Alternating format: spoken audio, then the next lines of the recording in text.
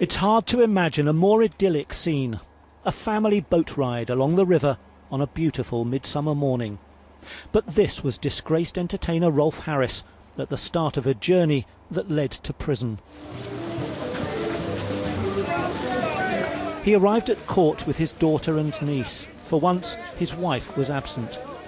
Harris managed a rare smile, but he must have known these were his last moments of freedom. What we didn't spot was the small suitcase that someone else carried discreetly for him into the dock. In court, the prosecutor read out damning impact statements from the women he had abused when they were young girls.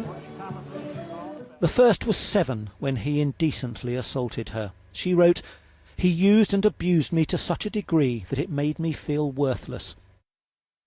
Another victim wrote, "I live in a constant state of anxiety.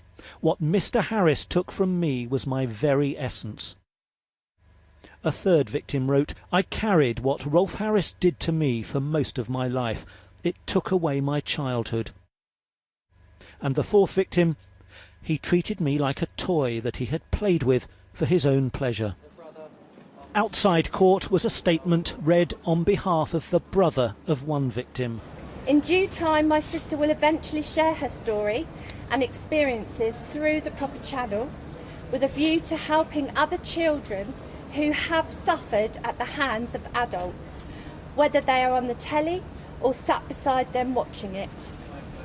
Hopefully, that way some good can be brought from this sad case."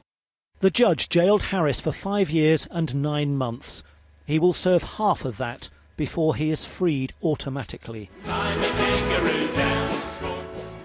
After more than 50 years as a much-loved celebrity, Rolf Harris's name is the latest addition to the sex offenders register. The judge praised his popularity and charitable works. Then came the but.